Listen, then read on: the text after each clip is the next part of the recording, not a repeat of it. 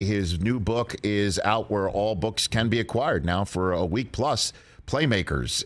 This man's book is must read, so you should go and buy it. Joining us here on the Rich Eisen Show once again is Mike Florio. Happy Monday, sir. I appreciate the clarification. I don't care if you read it. I just want you to buy it. Reading it is optional. Buying it is mandatory. Thank you. Well, you know what? I on Friday, that's when I reached out to you because I needed somebody who can understand the legal aspect of everything with Deshaun Watson now that a football team has not only acquired him, but gave him the best contract in the history of the National Football League in terms of guaranteed and guarantees and so on and so forth.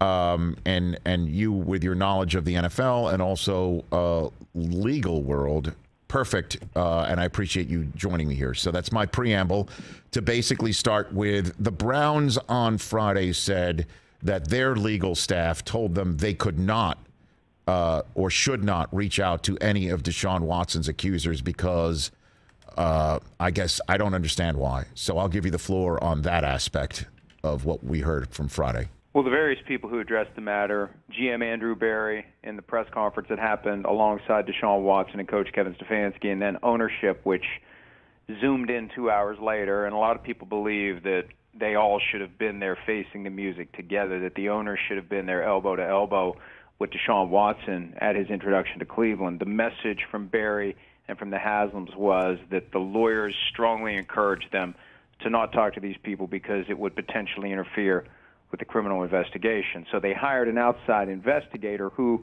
did something to secure sufficient information to allow them to become comfortable with the notion of adding Deshaun Watson, despite these 22 civil cases that were still pending and the grand jury possibilities that obviously have since resolved. The first one was the key to sparking the land rush between four teams to try to get Deshaun Watson, and then there was another one last week that kind of surprised everybody, but it went away almost as quickly as it emerged. And now he has, in theory, a clean bill of health on the criminal side, but he's still got these 22 civil cases. And I don't know whether or not, Rich, they are comfortable that he did nothing wrong. Andrew Berry was asked as the final question on Friday, do you believe there was no wrongdoing? And he didn't answer it. And I think anything other than yes, we believe there was no wrongdoing is quite possibly no. I just don't think I don't want to say they don't care.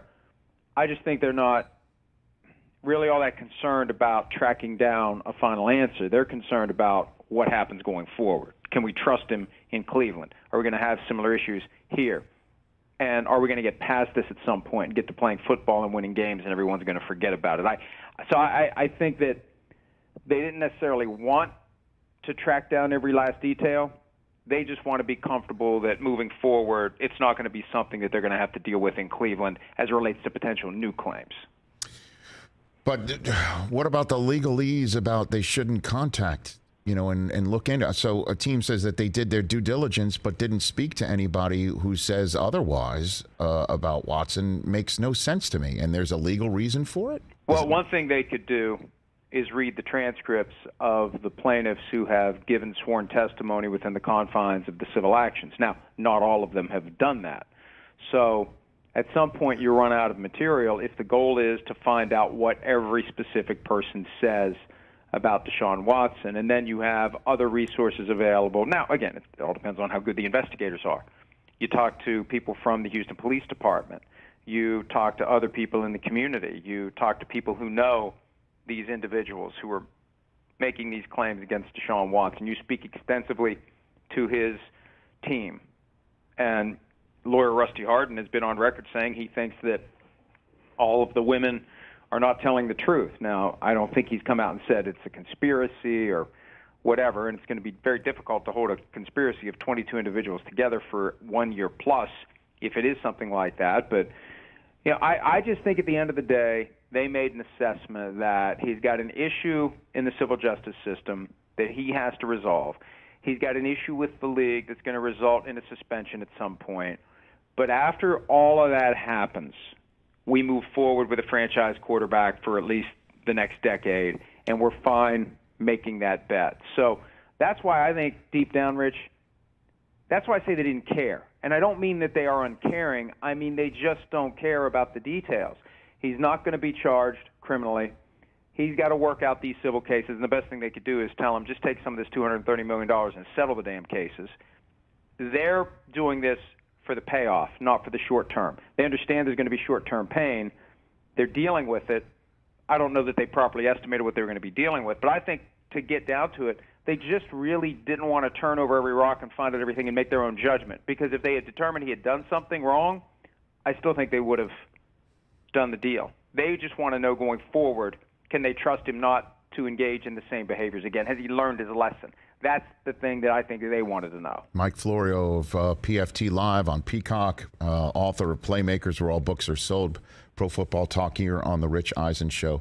So moving forward with Watson, he says he has no intention of settling any of these cases. So does that mean that, week 6, big Thursday night game, Sunday night game, or what have you, we could be getting ready for the game and somebody has a sit-down interview and they're talking about it, or we find out more information about what happened? I mean, this is an open situation. It's not open and shut. So how does that work? It was just a few weeks ago that Pete Carroll said he has no intention to trade Russell Wilson, and I don't say that flippantly. When we say no intention, intention changes. And I think part of this game, and I don't want to trivialize it, but there is a certain gamesmanship to it when you're dealing with a lawyer who represents the 22 individuals who know that if the person who's been sued shows excessive urgency to settle the case, what happens? Price goes up. That's the way it works. People look at that and say, I thought it was about justice and truth. And no, at a certain point, it's about how much are you going to pay me to settle this case? And how much is it worth to you to not have this cloud hanging over you, your employer, and your new NFL city? So if he says on Friday, I want to settle these cases, price goes up. So he tried to finesse it by saying no intention to settle, I want to clear my name. That's the signal that his camp has been sending. They intend to go forward. They intend to fight. They intend to prevail. And think about how the process is going to go. You're not going to try all 22 at once. You're talking about one after another. It's going to take half of a year at least to process these cases, unless you're doing 2 or 3 a week, and maybe you can. I don't know. But you're talking about a lot of work, a lot of effort to go through 22 trials. I think at the right moment, at the right time, they make settlement offers. They come up with a way to properly resolve these cases. Jimmy Haslam said he trusts that Deshaun Watson's camp will do the right thing. And the one thing that I think Watson's camp needs to understand, and I'm not sure that they did as of a week ago, maybe they do now. If there's 22 cases pending, Rich, when the season rolls around, there's a real good chance he's ending up on paid leave. 22 is too many. 1 or 2, what can you do? Who can stop anyone from suing anyone else for anything? You get to 22, you're at the point where something happened that shouldn't have happened here, and we're not going to let this guy play until these cases are resolved. So, to the extent that he thinks he's going to get suspended 6 games and everything's going to be fine, he may not play for a full year. And then next year he'd get suspended, and then it would be over. So that's something he needs to factor into his intention or not to settle these cases. So I guess the follow-up to that before we move on to a couple other items is, what do you think the commissioner is going to say when he meets with the media a couple of times over the next several days at the annual meeting down in Florida? I mean, what do you think he's going to say? He'll basically say what they said in their statement last week. These are serious allegations that we continue to study very carefully, and whatever question he gets asked, he'll recite some version of that, and they'll move on. I really do think that's what will happen. It's part of what he gets $65 million a year for. Those 4 times a year when he's in a press conference and the tough questions come his way, he finds a way to get through the minefield and move on to the next topic. So I don't think we'll get anything new or any type of revelation. Now, the offseason program starts April 19 for the Browns, and they expect Deshaun Watson to be there. And in theory, he could be put on paid leave before then. But the NFL typically waits until football season to do that kind of thing, because if you put him on paid leave then, you make it a big deal, and more people know about it. This is ultimately a PR tool for the NFL to take the heat out of the hot kitchen and put the guy on paid leave. So I think they continue to work privately, and I think they hope that the case is settled so they can move on to figuring out whether or not there's a suspension. But otherwise, to not make this a bigger story than it is. So you think it's possible he gets on the commissioner's exempt list until everything gets settled, and then he'll get suspended? Like, it's entirely possible this 5-year deal that he might not play for an entire first year of it? Like that's I think it's entirely possible that if 22 cases are pending, when August rolls around, they'll put him on paid leave. And I think that he needs to understand that in no uncertain terms. And once he does, that's when his no intention to settle the cases will become every intention to settle the cases. But he's got to understand what it means to fight. And even though there's not a price to be paid because he still gets paid, the price is you don't get to play. And the NFL has always said they don't think that's punishment. Of course it's punishment. I mean, you want to give anybody else a paid vacation from their job, 99% of the people out there would say, I'll take it. But for football players, they want to do their job. They want to play, especially after a guy sat out all of last year for different reasons, but similar. This year, he starts his time in Cleveland with the league saying, you're on ice until these 22 cases are over. If he knows that, then he gets these cases settled, I believe. Mike Florio here on the Rich Eisen Show. Possible that Kaepernick gets a shot here? He was working out. He's talking in front of microphones. We talked about it last week. That would be, in my mind, the last piece of the wildest off-season 3-week period in the history of the NFL. Is there any there on that front from what you're hearing, Mike? Well, back in 2020, post-George Floyd, when people had the epiphany that Colin Kaepernick had a point in 2016, right? Right. There was that groundswell, that recognition. This is exactly what he was talking about. It felt like if the window was ever going to be open again, it was going to be open then. And it felt like it was open, and there was a sense, hey, it's finally going to happen, and now here we are 2 years later. And I think he wisely seized on what we all realized early in the quarterback carousel process, that the supply was not going to necessarily meet the demand. And when you had, at least for a little while, Mason Rudolph as option one in Pittsburgh, and you still have Drew Lock as option one in Seattle, if he's ever going to get a chance, it's now. But I think it comes down to the simple fact that they've successfully frozen him out for 5 years, and no one at this point. And I don't say this as a political observation. I say this as a pragmatic business reality for the NFL, given every choice they've made for the 5 years that Colin Kaepernick has been a free agent. I don't think anyone wants to even flirt publicly with Colin Kaepernick, because the minute you do, 30% or so of your fan base loses their minds.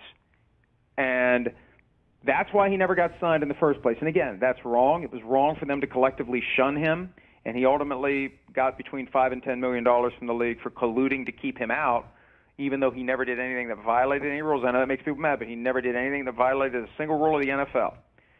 But here we are now, and we know that that segment is out there that is just ready to get triggered and just ready to activate. What owner, as a business matter, is going to say, and is going to have, as I said last week on PFT Live, the moral and financial courage to do it? None of them do. None of them do. And I'm not saying it's right or wrong. I've been following this league for 50 years. None of these owners will stand up and do the quote-unquote right thing because they know it's going to cost them money and it's going to create them headaches. Oh, man. I mean, if the guy has the ability to play, it's time. Absolutely. Well, it's been time. Rich, it's been time. Think back to March of 2017. He becomes a free agent. And what happened? And I don't want to piss off any of my colleagues in the media, but it never stops me any other time. How many people were peddling BS, flat-out BS, that was being parroted to them by people in the league who were scrounging for a way to justify not doing business with Colin Kaepernick? And we heard all of these BS talking points repeated over and over and over again until, and they're all flawed, but it doesn't matter if they're flawed. What matters is the fans out there that are anti-Colin Kaepernick start spouting that stuff off, and it turns into this big social media blender that, you can support any position you want to support. So it all started 5 years ago. He should have had an opportunity the moment he opted out of his contract with the 49ers. They would have cut him. If people use that, well, he opted out. He could have stayed with the 49ers. He opted out. It's his fault. They were going to cut him if he didn't opt out. He just wanted to get to free agency sooner. And so this is 5 years old. This story has been hanging around for half of a decade.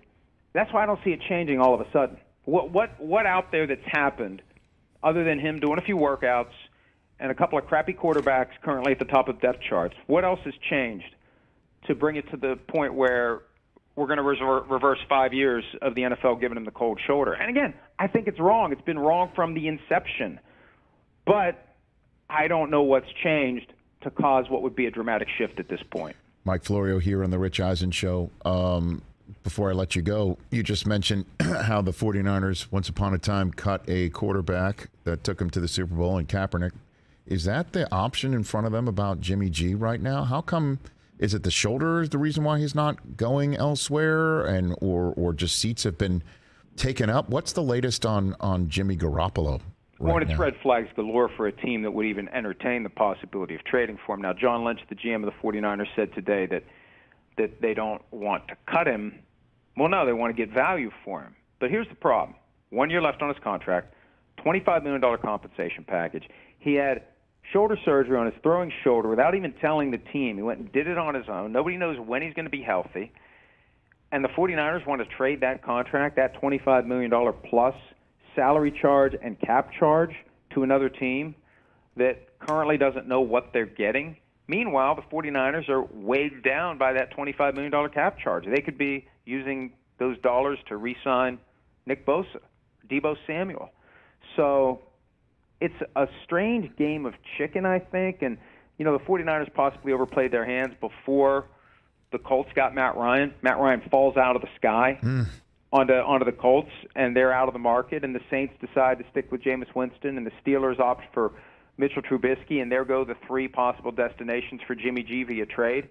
So I think they're going to have to cut him, and I think there's a good chance the Browns are going to have to cut Baker Mayfield. Those are the two names that I think people are watching the most right now, and I think both of those guys are eventually going to get cut because, you know, at the end of the day, Rich, even without a no-trade clause, if you have a franchise quarterback or a guy that you want to be a franchise quarterback and you're interested in trading for him and he says, I don't want to play for you, are you going to go ahead and do that deal? I don't think you're going to do that deal. Mike, appreciate the 2 cents as always. Thank you. You got your money's worth. Hey, man, I really nice. Good one. Good talking to you, Rich. Same here. You be well. Let's do this again soon. Anytime, pal. Appreciate you saying that. That's Mike Florio at Pro Football Talk, right here on the Rich Eisen Show.